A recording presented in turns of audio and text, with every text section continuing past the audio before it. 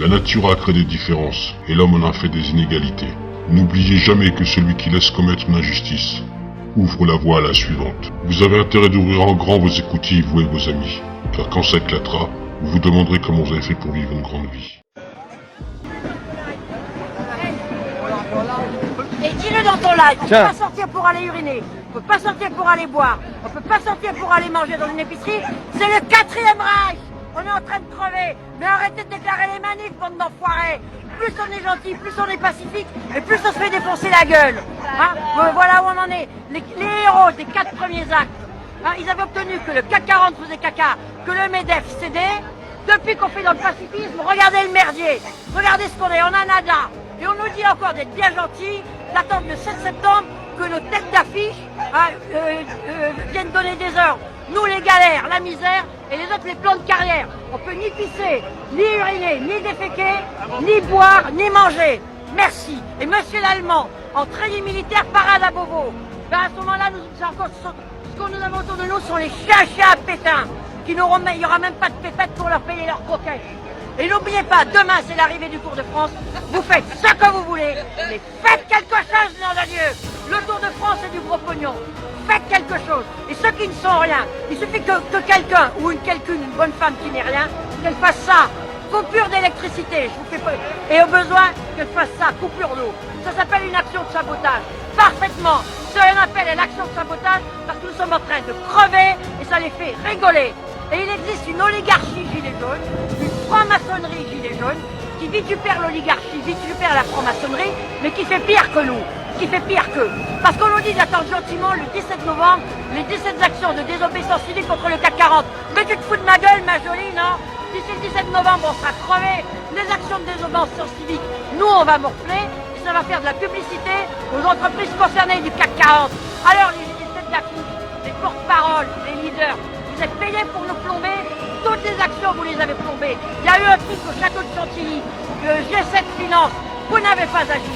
À Chantilly, il y avait eu le Grand Prix Diane, vous n'avez pas agi. Si vous avez trahi, des gens ont voulu intervenir pour le Grand Prix Diane, comme par hasard le renseignement les attendait pour les cueillir. Qui avait balancé le pique-nique en blanc à Chantilly? Vous n'avez pas agi. Il y a eu un G7 éducation à l'UNESCO avec tous les ministres de l'éducation. Personne n'a bougé. Alors vous êtes payés? Ça, le G7 social qui s'est tenu 10 avenue des Champs-Élysées, pavillon de l'Élysée, en face de la grille du Coq qui ferme le parc de l'Élysée, personne n'a bougé. Ce pavillon appartient maintenant au groupe SOS de Borrello Jean-Marc, le vrai patron de Macron. Je me suis exprimé assez souvent à ce sujet. Alors les têtes d'affiche, vous êtes payés pour foutre ça dans le mouvement, pour mettre le mouvement dans le mur, et au mois d'août, elle va rester bien tranquille. La fin du mois, elle est toujours là. Alors maintenant, agissez par vous-même, chacun de vous individuellement.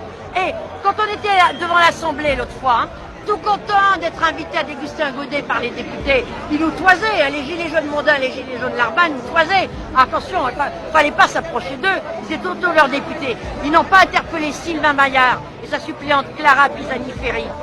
Le République en marche, chargé des affaires sociales. Sylvain Maillard, député de 1er, 2e, 8e, 9e arrondissement. Mairie du 9e, il est suppléant. Rappliquez la mairie du 9e. Hein, il est adjoint à la mairie du 9e. C'est juste à côté de Drouot. Et sa suppléante Clara Pisani-Ferry, elle descend de Jules Ferry. Elle est la petite fille d'Edgar Pisani. Elle fait partie des nouveaux économistes. Qu'est-ce que vous attendez pour interpeller vos députés? Surtout ceux qui sont chargés des affaires sociales. Là, personne ne l'a fait. Il y avait tous les gilets jaunes constituants, là, qui sont en ramassis de pédants, qui nous conchient, qui nous regardent de haut. Mais moi, il me faut rigoler. Ils ont planché sur Montesquieu. Mais mon pauvre loulou, Montesquieu, c'est au programme de 4e. Après, on continue à le voir, Montesquieu.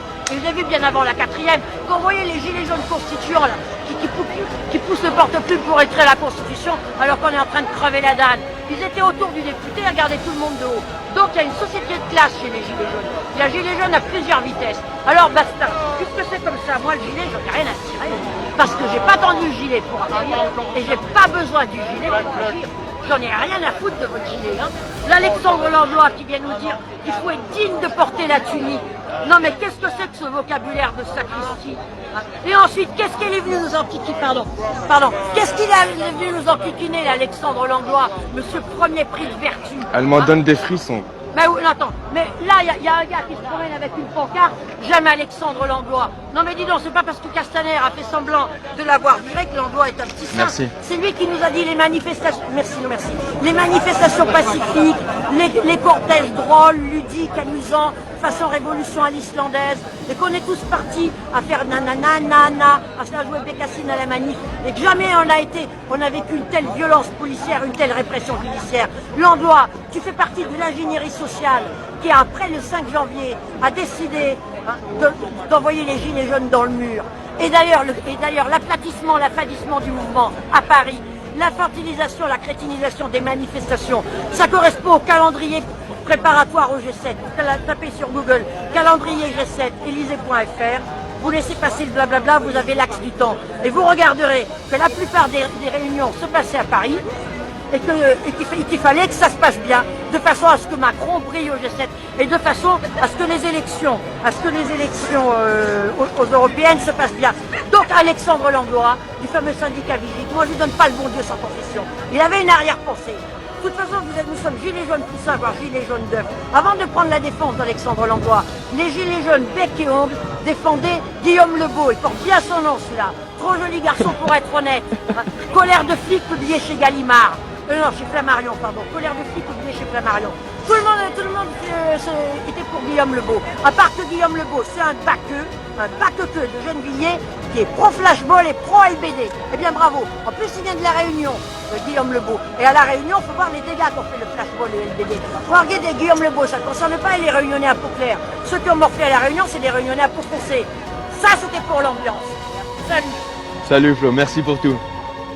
On va faire des amis. Avec ça, je vais faire des amis. Mais il arrive un moment, vous passez sur les blogs, sur les trucs des syndicats de poulets. Alors là, vous avez les syndicats de flics, c'est pire que les syndicats universitaires. Il y a la guerre entre la police et la gendarmerie pour une histoire de barrettes. Non, pas les barrettes dans les cheveux. Une histoire de barrettes noires. Il a deux dorés, l'autre il en a un, bon je sais pas pourquoi. C'est à peu près du niveau des filles qui se disputent pour des histoires de clous dorés dans les serre-têtes. C'est à peu près de ce niveau-là. Et c'est ça qui est dépositaire de l'autorité publique. Ah ben mon Dieu. Attends.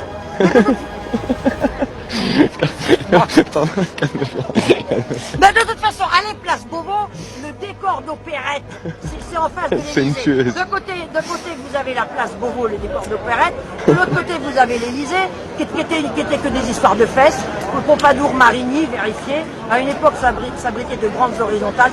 Comment pouvons-nous prendre ces gens au sérieux? Comment pouvons-nous les prendre au sérieux? Est-ce qu'un pays moderne, qui à une époque a créé l'ADS, le Concorde, qui est doté de l'arme nucléaire, et ça se passe très bien, je vous l'expliquerai plus tard, qui est doté de la merveilleuse force océanique, est-ce qu'on peut gouverner un pays moderne à partir d'un tel décor d'opérette? Il y a des questions à se poser. C'est pour ça que je suggérais les bureaux de le gouvernement dans les bureaux de la défense et les résidences à Sarcelles. Au moins, ils seront... Je suis Glockfire, cellule Mangouste et membre des Black Snake.